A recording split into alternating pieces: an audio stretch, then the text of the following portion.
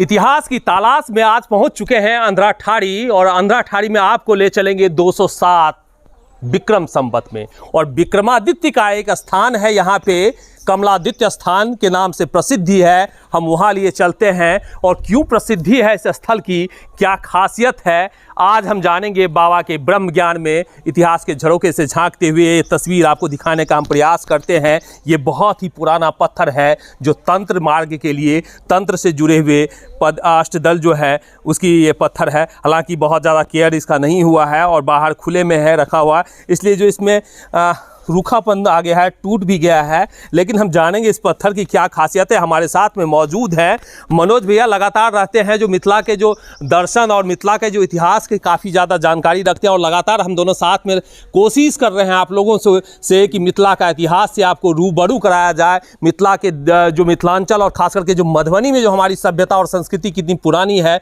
वो आपको दिखाया जाए। ये पत्थर की क्या खासियत है? मिथिलांचल तंत्र परंपरा की धरती है और यहाँ पर तंत्र काफ़ी सशक्त था। कभी भी आज से ये पत्थर 207 विक्रम संवत के पत्थर है और उस समय में यहाँ तांत्रिक परंपरा में खास करके वामाचार सबसे सशक्त था और यहाँ कौलाचारी परंपरा चलता था। उस कौलाचारी परंपरा में वामाचार जो परंपरा था यहाँ पर, उस सबसे ज़्यादा उसको फॉलो किया जाता था। और उसमें चक्र पूजन के लिए जब कभी भी काम होगा तो उसमें अष्टदल कमल अंकित रहेगा ही। उस अष्टदल कमल पर ही चक्र पूजन भी होता है वामाचार में, और उसी पर कुछ योगी तपस्या भी करते हैं। ये उससे रिलेटेड यहाँ पर था। यहाँ पर मकरध्वज नाम के जोगी नाथ परंपरा में 84 सिद्ध योगी हैं, जिसमें से एक मकरध्वज भी थे। और ये मकरध्वज की तपस्या स्थली रही है। वो अपना सारा वामाचार और कौलाचार की सारी परंपराएं, सारा पूजन, सारा साधना योग यहीं पर करते थे और यहीं से इस जगह की उत्पत्ति हुई थी और यहीं से यह जगह सिद्धपीठ कहा जाता है। तो यहाँ का जो हमने और भी कुछ पत्थर यहाँ पे अवशेष और भी होंगे बहुत सारे, तो नहीं विलुप्त हो गए हों, चूँकि महत्वता तो ये लोग दे नहीं रहे हैं, पेड़ के नीचे है, तो निश्चित रूप से बहुत सारी पौराणिक चीज़ें यहाँ पे होगी। तो तंत्र मार्ग के दृष्टिकोण से ये क्षेत्र कितना आपको लगता है कि ये तंत्र मार्ग के हिसाब से ये क्षेत्र बहुत ही उन्नत था।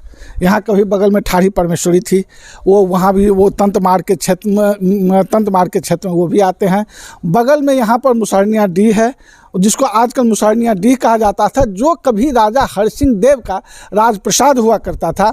बाद में बौद्धों के समय में आकर के वहाँ पर बौद्ध विहार भी बना था और बुद्ध यहाँ से तिब्बत जाने के क्रम में वहाँ पर रुके थे। और यहाँ पर सबसे पहले जिस समय में मकरध्वज यहाँ पर आए थे, उस समय में कपालिक परंपरा भी यहाँ बहुत उन्नत था उस समय में। लेकिन गोरखनाथ जो नाथ संप्रदाय है, जिसमें गोरखनाथ भी है, उस संप्रदाय से मकरध्वज संबंध रखते थे, उससे वो दीक्षित थे और इसलिए यहाँ वामाचार की जितनी भी सारी प्रक्रियाएं होती है वो यहीं पर बैठ के 1297 ईस्वी में सर्वप्रथम कमलादित्य स्थान का निर्माण यहाँ हुआ और नानदेव के मंत्री श्रीधर दास उस मंदिर की स्थापना किए। कहते हैं कि उस मंदिर के निर्माण के समय में मगरध्वज जोगी के कुल पूज्या देवी डाकिनी भगवती भी वहीं स्थापित हुई थी। उस मंदिर के गर्भगृह में 3 मूर्तियां भी है, जिसमें एक संपूर्ण मूर्तियां हैं और बाकी की मूर्तियां खंडित हो चुकी है। फिरोज शाह तुगलक के समय में यहाँ पिजूरगढ़ में उन्होंने अपनी छावनी बनाई और उसके बाद उन्होंने मूर्ति तोड़ का प्रोग्राम बनाया, जो बंगाल के सूबेदार था। और उसी समय में परमेशी स्थान में भी घटना हुई थी और हर जगह दुर्गा स्थान में भी बहुत सारी मूर्तियाँ थी, उसको तोड़ी गई। कमलादित्य स्थान में भी मूर्तियाँ को तोड़ी गई। जो कुछ बचा मूर्तियाँ, उस मूर्तियाँ को लोगों ने पानी में डुबो दिया। उसके बाद बहुत लगभग हरसिंह देव के समय तक यहाँ पर उनका शासन रहा, नानदेव का। नानदेव के बाद कर्नाटक वंश का शासन रहा। कर्नाटक वंश के अंतिम राजा हरसिंह देव के समय में पंजी पंथ का 5 राजवंशों ने यहाँ शासन किया है। सबसे पहले जनक वंश का शासन। तो सिर्फ बात करेंगे कर्नाटक वंश की आज। कर्नाटक वंश में 5 राजाओं ने यहाँ राज किया। अंतिम राजा हरसिंह देव के समय में पंजी प्रथा का निर्माण हुआ। तो जिस समय में वहाँ पर मूर्ति स्थापित की गई, मंदिर बना, तो उसके गर्भगृह में जो सूर्य की मूर्ति है, उसके पादपीठ पर एक श्लोक लिखा है कि ओम श्रीमन नान्य पतिर्जेता गुणरत्न महागणवा यत् कीर्तिया द्वितीय विश्व क्षीर सागर मंत्रेणा तस्य नान्यस्य छत्रवंशाब्ज भानुना देवो यंकारितो जेन श्रीधर श्रीधर च, अर्थात श्रीधर, मैं इस श्रीधर आकार भगवान विष्णु की मूर्ति की स्थापना करता हूँ। और वहाँ पर मूर्ति की स्थापना हुई। वहाँ अगल बगल के जितने हैं वहाँ 200 एकड़ ऐसी ज़मीन है जहाँ से सोने के सिक्के, तांबा के सिक्के, पाल काल, सेन काल, कर्नाट काल की मूर्तियाँ मिलती है, जो मैं संग्रहालय में संग्रहित करके रखा हुआ हूँ, जो मेरे पास अभी भी है। कल मैं गया था वहाँ, जिस समय में 2000 में जब पुराने मंदिर को तोड़ करके नए मंदिर का वहाँ निर्माण हो रहा था, तो उसके 20 फीट गहराई में मगरध्वज जोगी का एक कंकाल मिला। क्यों आप कहेंगे कि मगरध्वज जोगी आप इसको कैसे मानते हैं? तो मैं इसलिए कहूँगा कि नाथ संप्रदाय में 84 सिद्ध हुए हैं, उसमें एक मगरध्वज जोगी। तो मगरध्वज की बात यदि करेंगे तो फिर 700 ईस्वी के आसपास में आपको जाना पड़ेगा। मगरध्वज जोगी, हमारी बात पहले सुनिए। मगरध्वज जोगी जब मंदिर बन रहा था ना, तो उसके 20 फीट अंदर में कंकाल तंत्र एक मिला। उस कंकाल तंत्र को 84 ठो प्लेट से, पत्थर के प्लेट से उसको ढक दिया गया था। लेकिन जब मंदिर का निर्माण हुआ तो उसको तोड़ा गया, तो उसमें वह कंकाल मिला। वहीं बगल में गोसाई पोखर है, उन्हीं के आराध्या डाकिनी भगवती के वहाँ स्थान है।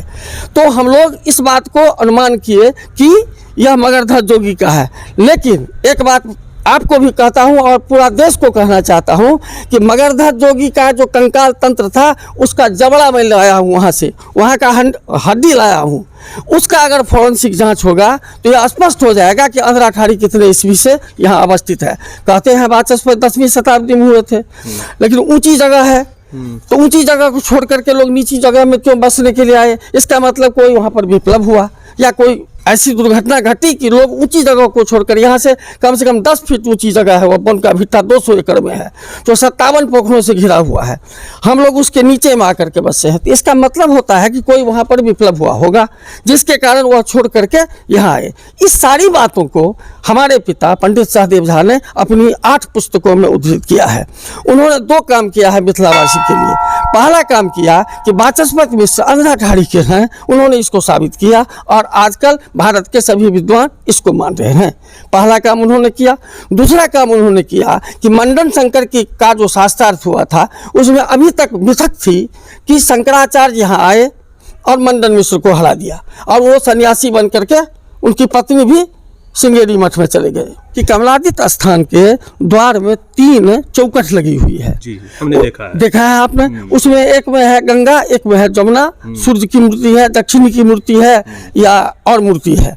तो राजधानी गंगा जमुना इस दक्षिण के राजा के द्वारा निर्मित मंदिर में, कर्नाटक से आए थे नानीदेव, दक्षिण के राजा के मंदिर में जो मूर्ति लगाई जाती थी गंगा और जमुना को, इसलिए कि गंगा जमुना उधर नहीं थी और यहाँ गंगा जमुना का दर्शन हो और उसका दर्शन करके हम जाते हैं। इसीलिए यहाँ जो गंगा जमुना लगी हुई है, यही परंपरा वहाँ गई। तो कहते हैं कि सूर्य की उपासना की पद्धति वहाँ मिथिला में सबसे अधिक इसलिए है, सूर्यादि पंचदेवता की पूजा। और उस समय में सिर्फ 5 देवता की, वैदिक काल में 5 देवता हुआ करते थे। तो 5 देवता में नटराज की भी, शिव, गणेश, सूर्य, अग्नि, ये सब होते थे। तो इसीलिए यहाँ पर नटराज मूर्ति की स्थापना याज्ञवल्क्य के समय से ही हो रहा है और वहाँ से ही हर जगह महादेव की स्थापना हुई। लेकिन नटराज की मूर्ति खत्म होकर के एक महादेव के लिंग के रूप में शुरू हो गया था। आज भी एक परसा में मूर्ति है जो नटराज के रूप में मिली है। दावा है मकरध्वज का 650 से 700 ईस्वी के आसपास में मकरध्वज की जो विक्रम संवत में मकरध्वज की जो है बहुत बड़े तांत्रिक हुआ करते थे। और जो नाथ संप्रदाय आज भी जिसके शिष्य गोरखनाथ के शिष्य जो हैं योगी आदित्यनाथ मुख्यमंत्री हैं उत्तर प्रदेश के, उन्हीं के संप्रदाय से जुड़े हुए थे। मकरध्वज जिनकी जो तपस्या थी वो यहीं से करते थे। यहीं पर जो है कमलादित्य स्थान है जहां पर कि उन्होंने सिद्धि प्राप्त की और यहीं से वो तंत्र विद्या की जो बारीकियां हैं वो यहाँ से उन्होंने प्राप्त किया है। उनकी अस्थियां आज भी यहाँ पे मौजूद है। मिलेंगे फिर किसी और जानकारी के साथ में, तब तक के लिए दीजिए हमें इजाजत।